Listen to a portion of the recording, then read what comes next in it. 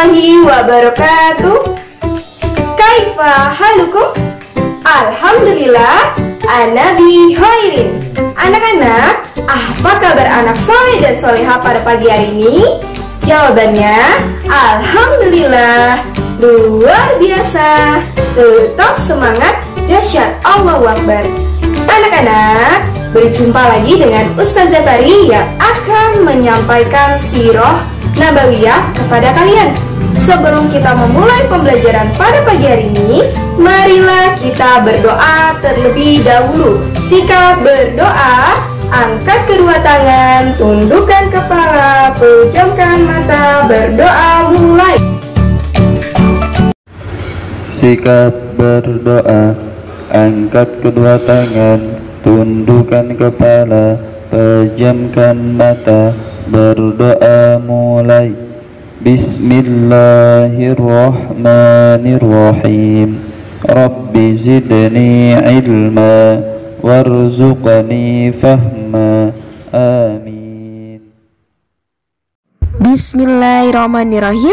Anak-anak, pada pertemuan lalu kita telah mempelajari kisah pertemuan Nabi Muhammad dengan Buhairah dan perlindungan Allah terhadap Nabi Muhammad.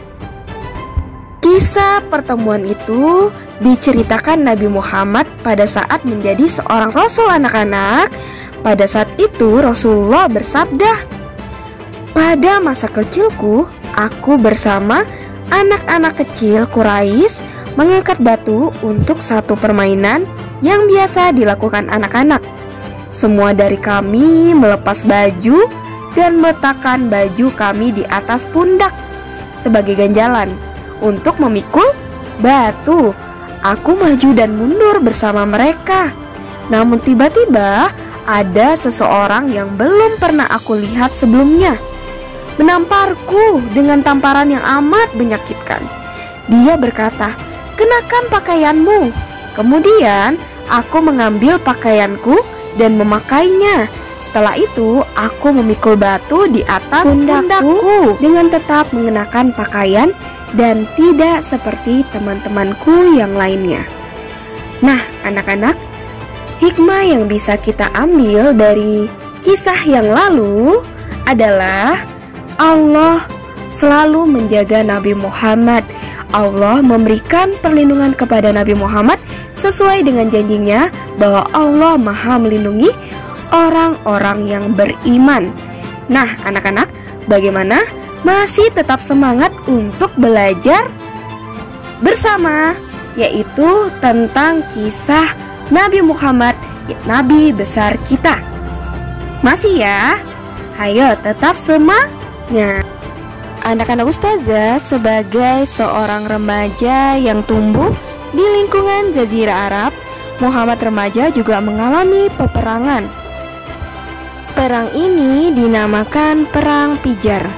Dalam sejarah hidup menyebut Nabi Muhammad telah mengenal arti memanggul senjata ketika ia mendampingi paman-pamannya dalam Perang Pijar ini.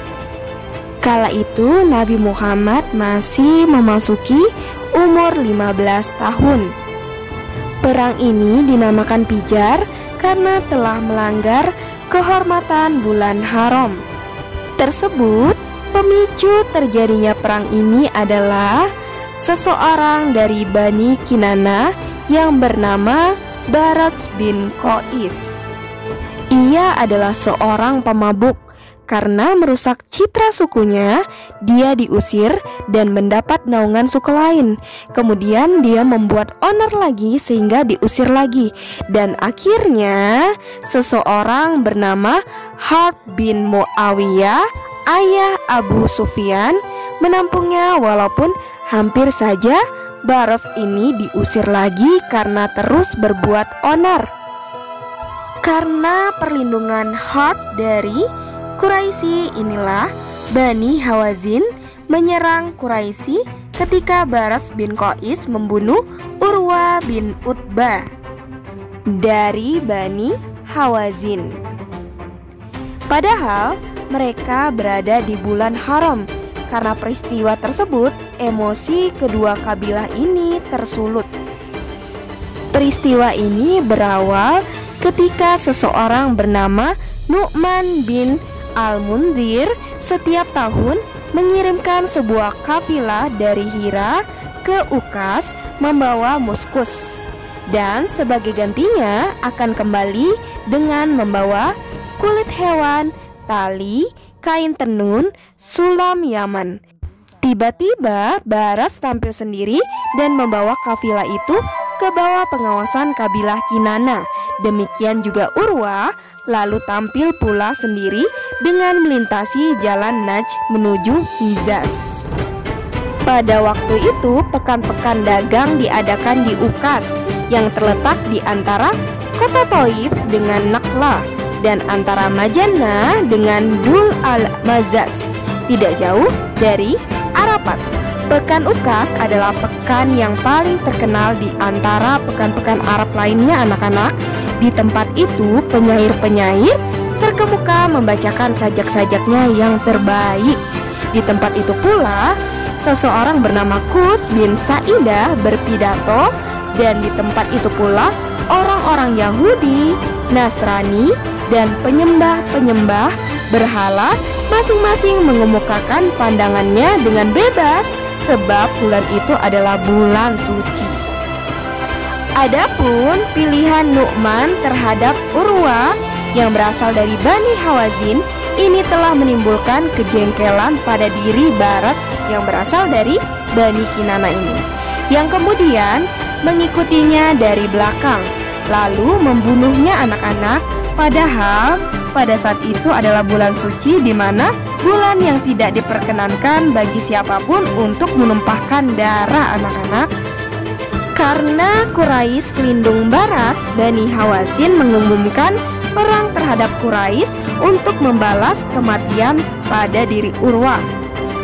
Pihak Quraisy mundur dan menggabungkan diri dengan pihak yang menang di Mekah. Pihak Hawazin memberi peringatan bahwa tahun depan perang akan diadakan di Ukas. Panglima dari kalangan Quraisy dan Kinana saat itu adalah Harb bin Umayyah. Pada pagi harinya, kemenangan berada di pihak Hawazin. Namun keadaan berbalik anak-anak, saat tengah hari menjadi kemenangan pihak Kinana dan dari Bani Quraisy. Dalam pertempuran Fijar ini anak-anak, awalnya Nabi Muhammad bertugas memunguti anak-anak panah lawan yang berjatuhan dan memberikannya kepada paman-pamannya untuk balas ditembakkan.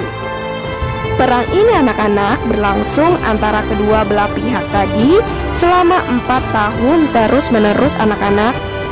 Dan pada saat itu paman Nabi Muhammad mengizinkan Nabi Muhammad untuk ikut serta dalam peperangan tersebut dan menembakkan panah itu ke arah lawan untuk melindungi paman-pamannya.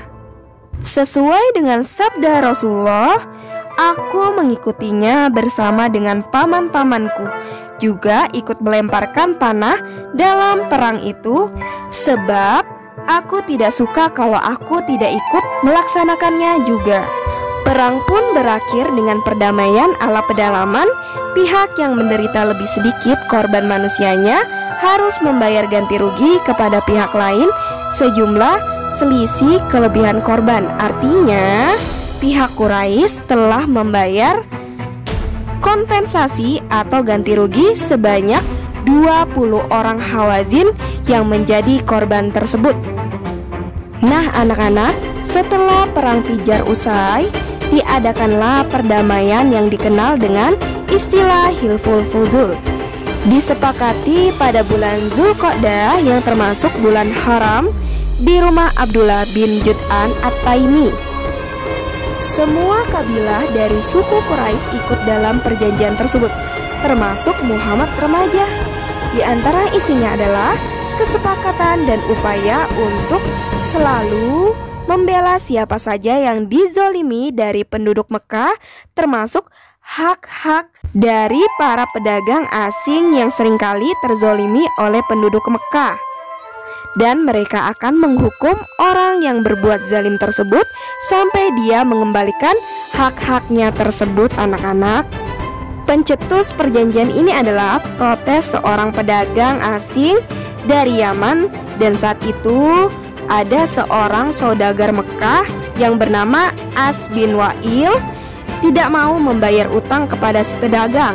Dan si pedagang ini lalu menggubah atau membuat sebuah syair dan membacakannya di depan umum anak-anak.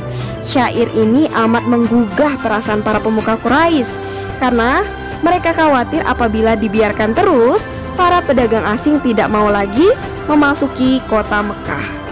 Apalagi sesudah perang Fijar, pihak Quraisy merasakan sekali bencana yang menimpa mereka dan menimpa Mekah seluruhnya, yang disebabkan oleh perpecahan sesudah Hashim dan Abdul Muthalib wafat.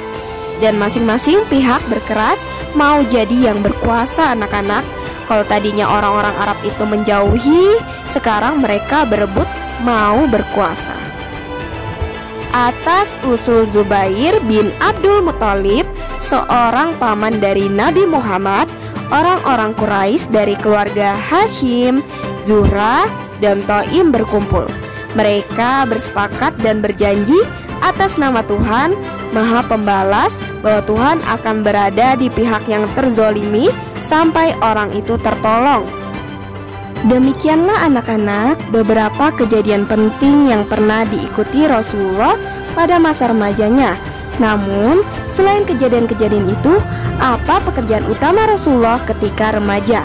Nah, anak-anak, saksikan di pertemuan selanjutnya. Demikianlah, wassalamualaikum warahmatullahi wabarakatuh.